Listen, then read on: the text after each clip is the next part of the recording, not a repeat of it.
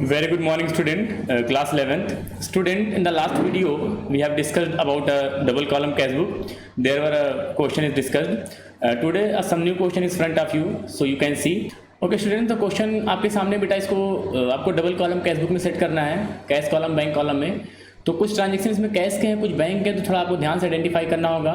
First है commenced business with cash ₹1 lakh. तो 1 लाख रुपए से आपने बिजनेस को स्टार्ट किया, शुरू में कैश इनपुट किया।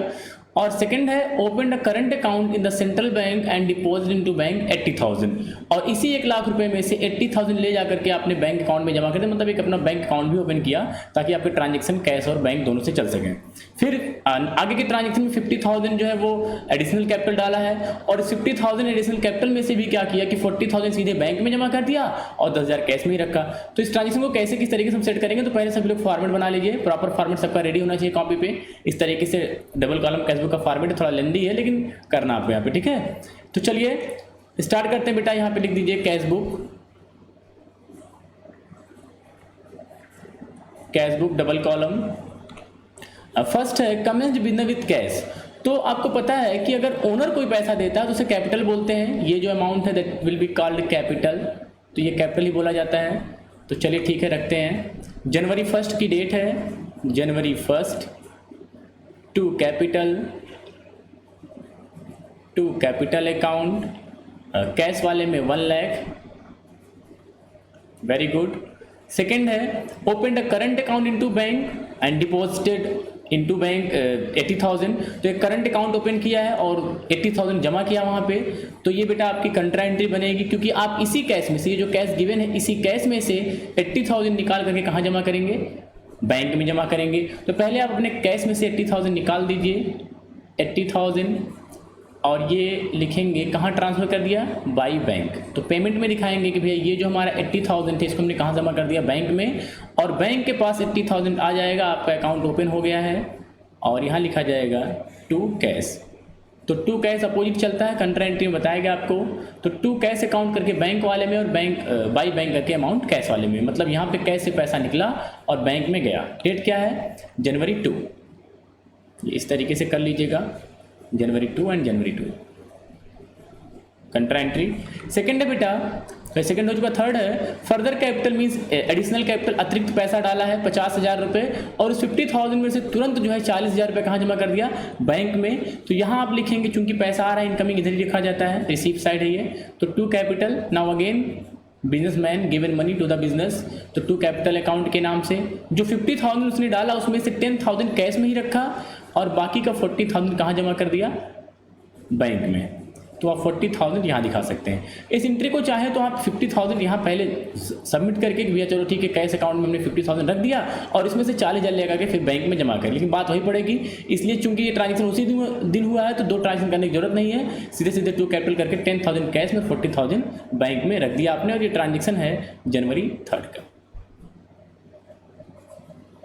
ठीक, नेक्स्ट है गुड्स परचेज फॉर 60,000। ये देखिए आपने बेटा 60,000 रुपये का सामान परचेज किया है, और इस पर 6% CGST और 6% SGST है। तो इसका 6/100 कर देंगे तो 3,600 आएगा। 3,600 ये आपका CGST है, और इतनी ही आपकी SGST भी लगेगी। तो दोनों इक्वल लगता है, आपको पता है। तो चलिए ठीक है, परचेज कर रहे हैं। और पेमेंट जो है बेटा वो चेक से दिया गया, ये चीज़ भी आप ध्यान रखेंगे। तो पेमेंट आपका चेक से है, तो चेक से पेमेंट करेंगे। चलिए देखते हैं इसको। जनवरी 3 बाई परचेज अकाउंट 60,000 का सामान, 60,000 by input CGST account by input SGST account. तो 3,600 for CGST, 3,600 for SGST, and ये डेट है बेटा आपकी जनवरी 3 की, ठीक है। And both the payment made by cheque, तो आपने बैंक में रख दिया। Good.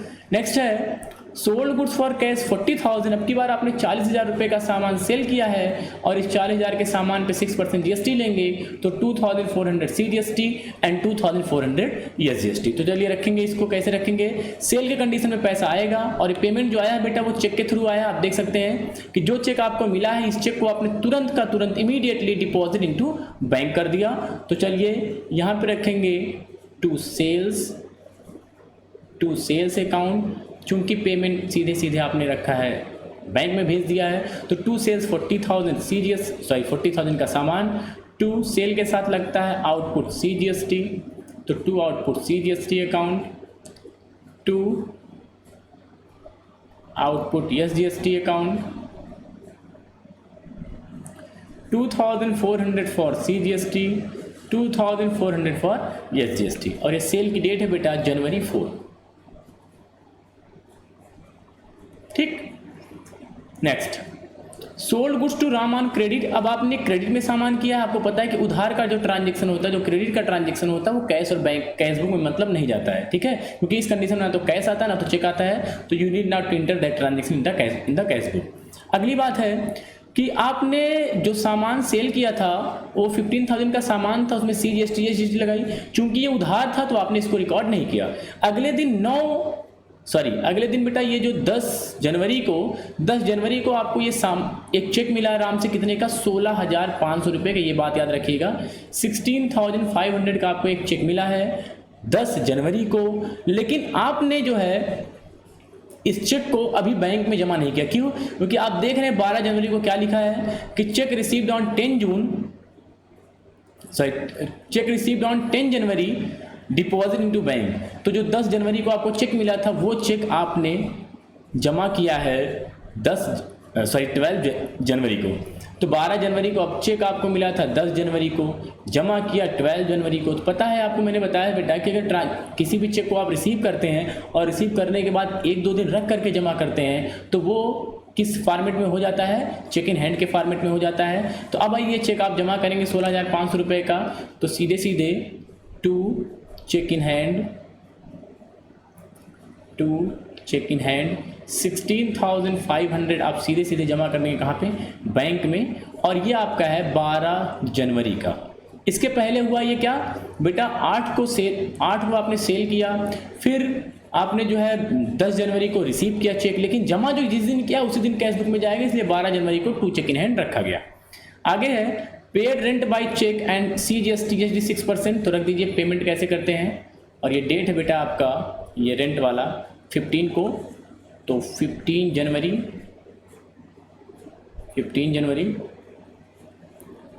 Bye rent account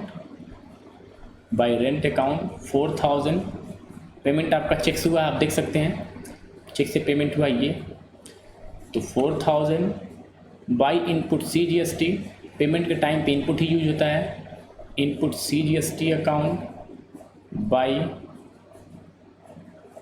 input SGST account, तो 6% 240 और 240। ठीक है, सेम डेट में आपने किया। इसके बाद 16 को पेड कमीशन।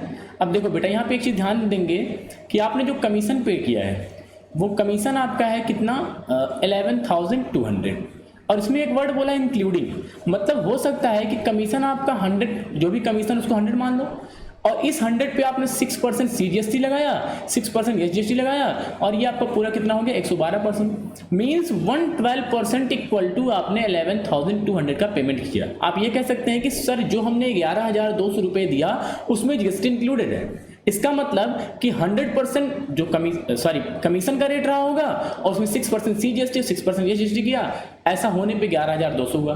तो हम ये मानते हैं अगर हमारे कमीशन की वैल्यू 100% हो तो कितना हो जाएगा भाई, 11,200 का 100/112 कर लीजिए, तो ये आपका आ जाएगा 10,000। इसका मतलब कमीशन आपका 10,000 था, इस पे आपने 6% CGST लगाई और इसी पे आपने 6% SGST लगाई, जिसकी वजह से ये 11,200 रुपये हुआ। ठीक है, एंड यही 11,200 आप रिकॉर्ड करेंगे। कैसे रिकॉर्ड करेंगे वो देखिए, चूंकि पेमेंट है तो पेमेंट साइड में ही जाएगा, बाय कमीशन अकाउंट 10,000, आपको उसी 11,200 में से जो है अलग अलग करना था, तो 600 CGST और 600 SGST by input CGST account by input SGST account. Okay, और ये डेट है आपकी बेटा 16 जनवरी। चलिए ठीक, नेक्स्ट है drew cheque for personal use, अपने खुद के निजी खर्च के लिए, निजी यूज के लिए जो है आपने 2000 रुपये निकाला है, तो इसको ड्राइंग बोलेंगे, सीधे सीधे रख देंगे by drawing, by drawing account 2000, चूंकि बैंक से निकाला है तो बैंक वाले में 2000 रख देंगे। और यहाँ पे डेट है बेटा 18 को, तो आप 18 मेंशन करेंगे, 18 जनवरी। यहाँ पे सीधे ड्राइंग, कोई पैसा आएगा नहीं। इसके बाद है next transaction, withdraw from bank for office use. अब बैंक से पैसा निकाला, वो भी ऑफिस यूज के लिए। जब ऐसा करते हैं तो कंट्रा एंट्री बनती है, बताया गया पहले। तो आप यहाँ रखेंगे कि 10,000 हमारे कैश में आया। कहाँ से आया बेटा? बैंक से। तो बैंक से निकाल कर लाए आप और इसको कैश में रख दिया, डिपॉजिट कर दिया। तो टू बैंक कैश में 10,000 और बाई कैश करके नगद आपने निकाला है, तो बाई कैश अकाउंट 10,000 बैंक में से।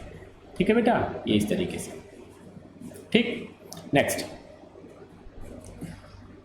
इसके बाद है receive the cheque from X. देखिए ये ध्यान से, receive the cheque from X, X से एक चेक रिसीव किया और इंडोर्स कर दिया वाई को। तो अगर आप कोई चेक रिसीव करते हैं, वो कितने भी अमाउंट का हो, लाखों का हो, करोड़ों का, कोई मतलब नहीं है। अगर आपने चेक रिसीव किया और उसको इंडोर्स कर दिया वाई को, तो मतलब इस कंडीशन में चेक आपके पास है ही नहीं, तो आपके बैंक अकाउंट में पैसा जाएगा भी नहीं। ठीक है, इंडोर्स चेक की एंट्री कैशबुक में नहीं होती है, तो यह भी आप रिकॉर्ड नहीं करेंगे। अगला है पेड सैलरी, 8,000 का सैलरी का पेमेंट किया है, तो बाई साइड में सीधे पेमेंट करेंगे सैलरी बाई सैलरी अकाउंट। और ये चीज़ बेटा आपको जीएसटी वाले चैप्टर में बताई गई थी कि सैलरी और वेजेस के पेमेंट के लिए आप जीएसटी का यूज़ नहीं करते हैं, इस कंडीशन में जीएसटी अलाउ नहीं होती है। ठीक है, और ये डेट है आपका 30, ये आपका 25 जनवरी और ये आपका 30 जनवरी। ठीक है, ये इतना आप जो है कर लेंगे। करने के बाद अब आपको करना क्या है भाई, सब तो हो चुका है। अब सबसे पहले आप करेंगे क्या, टोटल डेबिट ऑफ कैश करेंगे। ये देखिए कितना आएगा, 1,20,000। आप देख सकते हैं ये इतना करेंगे, तो ये करेंगे 1,20,000, 1,20,000 रुपये। और इधर देख रहे हैं आप, तो इधर आपका है सिर्फ 88,000 सैलरी का पेमेंट बेटा। ये 8,000 आपने कैश में किया था, तो ये यहाँ रखा जाएगा। 88,000 ये आपका हो गया 88,000। सैलरी का पेमेंट देख लीजिए आप क्वेश्चन में, ये यहाँ पे है बेटा कैश में पेमेंट हुआ, तो ये कैश में ही रखना आपको इस तरीके से। तो 88,000 ये हो गया। चूंकि आपको पता है कि क्रेडिट और डेबिट दोनों इक्वल होना चाहिए, तो डेबिट आपका है 120 और क्रेडिट आपका है 88,000, तो 32,000 कम पड़ रहा है। आप 32,000 लगा करके यहाँ इक्वल कर देंगे 1,20,000 से। ठीक है, और जो बैलेंस आप खुद से लगाते हैं वो क्या नाम से जाएगा, बाई बैलेंस CD। ठीक है, ये इस तरीके से बाई बैलेंस CD के नाम से 32,000 रुपये कहाँ चला गया बेटा, कैश में 31 जनवरी आपने क्लोज किया इसको। और अब हम बात करेंगे बैंक वाले कॉलम की। तो बैंक का टोटल पहले देखेंगे। बैंक का टोटल आप करेंगे बेटा, तो ये देखिए हमने करके रखा है ताकि आपका टाइम ना वेस्ट हो। 1,81,300 ये टोटल कर लीजिएगा। 1,81,300 कितना हो जाएगा बेटा, 1,81,300। ठीक, और इसके बाद जब आप ये टोटल लगाएंगे, ये तो है नहीं इसमें, ये टोटल लगाएंगे तो ये टोटल आपका आ जाएगा 94,880, 94,880 रुपये। चूँकि आपका डेबिट क्रेडिट इक्वल होना चाहिए, तो मतलब सर इधर भी हमारा जो है वो 1,81,300 होना चाहिए। चूँकि इतना नहीं है, कितना 94,880 ही है। जो डिफरेंस होगा दोनों में वो कितने का हो जाएगा, 86,420 का। मतलब करना क्या था कि total debit of bank column minus total credit of bank column करने के बाद जो आएगा आपका वो 86,420 आएगा। और यही आप यहाँ रख देंगे बाई बैलेंस CD के फॉर्म में। By balance CD 86,420। जब आप ये करेंगे तो इधर का आपका 1,81,300 इक्वल हो जाएगा। ठीक है, ये इतना कर लीजिएगा। अभी आपका कंप्लीट कंप्लीट कैशबुक है बेटा, आप इसको अच्छे से नोट कर लीजिए, कोई डाउट नहीं है। थोड़ा सा पॉज करके जूम करके देख लीजिए। और इसके बाद है आपके सामने क्वेश्चन है बेटा, इस होमवर्क एकदम सेम कॉपी है, जैसे इस तरीके से आपने क्वेश्चन किया उसी तरीके से जो है होमवर्क भी है। इसमें किस ट्रांजेक्शन को नहीं करना है, जो करना है उसको कैसे करना है, तो वो ध्यान दीजिएगा। बाकी कोई डाउट आते हैं, कोई प्रॉब्लम आती है तो पूछिएगा बेटा। So I think that is enough for today. Thank you, have a nice day.